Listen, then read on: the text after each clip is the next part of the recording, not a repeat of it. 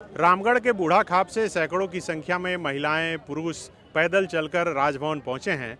जयराम महतो भी इस वक्त पहुंचे हैं। उनसे जानते हैं आखिर क्या मामला है, क्यों 65-70 किलोमीटर पैदल चलकर यहां पर आना पड़ा। सबसे पहले द फॉलो अप लोकतंत्र के चौथे स्तंभ, आप सभी का बहुत बहुत धन्यवाद। और ऐसा प्रतीत होता है कि आज लोकतंत्र का चौथा स्तंभ ही हमारी अब आखिरी उम्मीद बची है अपने बातों को लोगों तक पहुंचाने के लिए। दरअसल बात है कि आज से 15-20 वर्ष पूर्व रामगढ़ के बूढ़ा खाप में आलोक प्राइवेट लिमिटेड कंपनी की स्थापना हुई थी, जिनके मालिक शायद रामचंद्र रोंगटा हैं। और उस कंपनी का प्रोडक्शन का काम था, उसके मैन्युफैक्चरिंग का काम था, लकड़ी का काम था। लेकिन धीरे धीरे वो आयरन और बहुत तरह के कार्य करने लगे और फाइनली उस कंपनी से प्रदूषण बाहर आने लगा। उनके अपशिष्ट पदार्थ गाँव में आज छोड़े जाने लगे। उसी क्रम में क्या हुआ, सबसे पहले हमारा जो सबसे मूल होता है वो है धान, जिसके कारण हम लोग जिंदा है। हमारी जो सबसे प्रमुख फसल है झारखंड की धान, जिससे चावल बनता है। ये कोई कलर करके नहीं आया है, वो गांव का चावल है। आप देख सकते हैं, अगर माननीय मुख्यमंत्री अगर खा लेंगे तो हम लोग आंदोलन करना छोड़ देंगे। और रामचंद्र रोंगटा का परिवार भी अगर इस चावल को किसी एक दिन अगर भोजन में ले आता है, खा लेता है, तो हम लोग आंदोलन करना छोड़ देंगे। ये चावल का कलर ही बिल्कुल काला हो चुका है।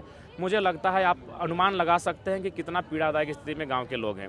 उसके बाद क्या हुआ कि हाल ही फिलहाल 2-3 महीना पूर्व नीरज महतो नामक एक 8 वर्ष के छोटे भाई समान उनकी कैंसर के कारण देहांत हो जाता है। अगर आप उसकी तस्वीर को देखेंगे तो मुझे लगता है आपको बहुत इतना गुस्सा आएगा कि लगेगा कि हम इस सिस्टम को क्या करें, इसके साथ क्या व्यवहार करें।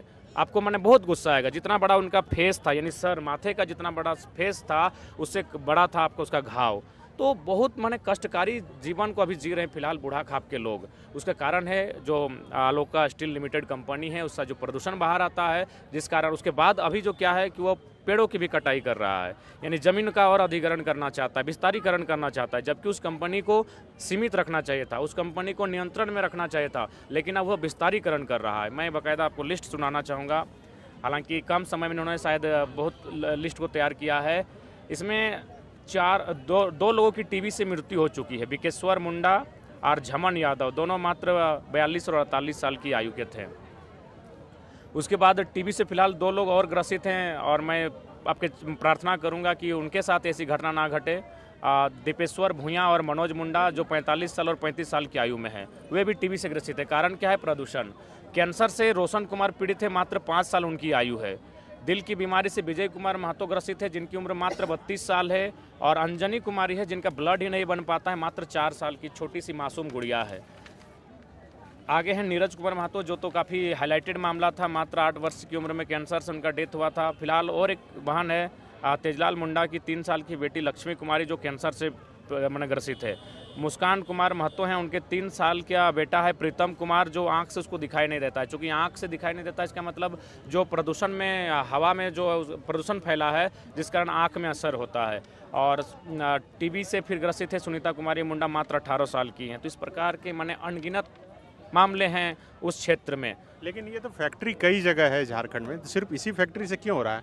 क्या पॉल्यूशन कंट्रोल करने का नियम का फॉलो नहीं किया? पॉल्यूशन कंट्रोल करने का जो नियम है उसको फॉलो नहीं किया जा रहा है। सबसे अहम बात यही है। कोई भी अगर कंपनी स्थापित होती है तो स्थापना के साथ साथ एक यंत्र लगाया जाता है, जिसको हम लोग पॉल्यूशन कंट्रोल मानक यंत्र या फिर जो भी नाम है उसको स्थापना किया जाता है, ताकि अगर उस कंपनी में कोई प्रदूषण आए तो उसको कंट्रोल कर सके। बाकायदा कंपनी जो जमीन अधिग्रहण करना चाहती है वन भूमि का, वो कह रही है कि उसमें हम स्थापना करेंगे प्रदूषण यंत्र का। तो बताइए 20 वर्ष पुरानी कंपनी है और आज आप जब लोग मर रहे हैं तब आप बोल रहे हैं कि हम प्रदूषण यंत्र की स्थापना करेंगे। ये तो हास्य का विषय है। ये तो जिन लोगों ने कंपनी को अधिकृत किया या फिर मंजूरी दी है कंपनी लगाने के लिए, उन पर भी सवाल खड़ा होता है। अब तक 20 वर्षों में जितने भी रामगढ़ जिले में कलेक्टर बनकर आए, उन पर सवाल खड़ा होता है। जो भी गवर्नमेंट के लोग रहे, उन पर सवाल खड़ा होता है कि इतना बड़ा काम उन्होंने बिना इजाज़त के कैसे किया। जब उनके पास पोल्यूशन को कंट्रोल करने का यंत्र स्थापित नहीं है, तो फिर मुझे लगता है ये कहीं ना कहीं मानव के जीवन का गला घोटने के बराबर है। तो आप लोग क्या मांग करने के लिए आए हैं राज्यपाल से?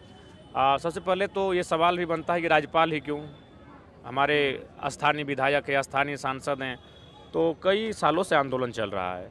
और फिलहाल जो डीसी मैडम है रामगढ़ जिले की, अगर बूढ़ा खाप की दीदी लोग पहुंच जाती है और बस इतना परिचय देती है कि हम बूढ़ा खाप से आए हैं, तो सुने डीसी मैडम कुर्सी से उठकर निकल जाती हैं। तो जो प्रशासनिक लोग हैं, जो जिनके सक्षम अधिकारी हैं, उन्होंने हमारी बात नहीं सुनी, ना उन्होंने हमारी बात को मानी। और जैसा कि सभी जानते हैं, मुख्यमंत्री रहें, सांसद रहें, विधायक रहे, वो चंदे से चुनकर जाते हैं। हालांकि ये कठोर बात कह रहे हैं। और राजभवन होता है, राज्यपाल होता है, कहीं ना कहीं इससे अछूते हैं। तो इसीलिए हम लगता है कि गरीबों की दर्द, असहाय, पीड़ित, लाचार, बेबस जो लोग हैं, जिनके माथे पर जो लकीरें हैं वो साफ बता रही है कि अपनी ज़िंदगी से कितना परेशान हो चुके हैं। कई लोग तो, दादी लोग बोलती है कि हम लोग धरना पर बैठ कर अगर मर भी जाएंगे और आने वाली पीढ़ी को अगर इंसाफ मिलता है तो हम लोग को मरना पसंद है। ऐसे भी 60-70 साल की आयु पार कर चुके हैं, आने वाली पीढ़ी के लिए लड़ाई है।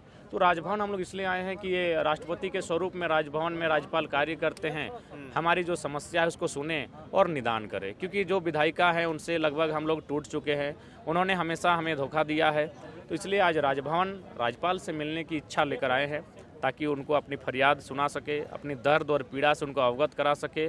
और उनसे उम्मीद भी करेंगे कि भारत लोकतांत्रिक देश है, लोकतांत्रिक मूल्यों का गला ना घोटा जाए और अविलंब अपनी शक्तियों का प्रयोग करते हुए इस निर्णय का पारित किया जाए कि जो बुढ़ाखाप में जो आलोक प्राइवेट लिमिटेड कंपनी स्थापित है, या तो उसे बंद किया जाए या फिर उसे प्रदूषण का जो मानक होता है उन मानकों पर, मापदंडों पर खड़ा उतरने का सख्त हिदायत दिया जाए। आज से तो विधानसभा का सत्र भी शुरू हो गया है, तो आप नहीं चाहें कि वहाँ तक आवाज़ पहुँचे? हाँ, निश्चय हम लोग बाकायदा चाहेंगे कि हमारी आवाज़, हमारी बात विधानसभा तक पहुँचे। विधानसभा के प्रश्नोत्तरकालीन सत्र में इसका प्रश्न भी किया जाए, इस बात को रखा जाए, ताकि हम लोग चाहेंगे कि इसका समस्या का निदान जल्द से जल्द हो। ये कोई ऐसी समस्या नहीं है जो आप साल भर 8 महीने खींचेंगे। ये लोगों की जीवन का सवाल है, लोग मर रहे हैं और लिस्ट है, बाकायदा लिस्ट है। अभी 2-3 बच्चे भी ऐसे हैं जो मुझे लगता है अगर उनका इलाज समूचा ढंग से नहीं हुआ तो आने वाले 6 महीनों में, साल भर में आपको पुनः एक घटना मिलेगी कि उस कंपनी के प्रदूषण के कारण और बच्चों की मौत। बायोम जो है मेडिकल प्रिपरेशन का एकमात्र संस्थान, जहां है complete digital classrooms, video lectures, student tracking system, library facility and 100% result oriented rankers batch. Biome, Hinoo एवं नगरा टोली, रांची।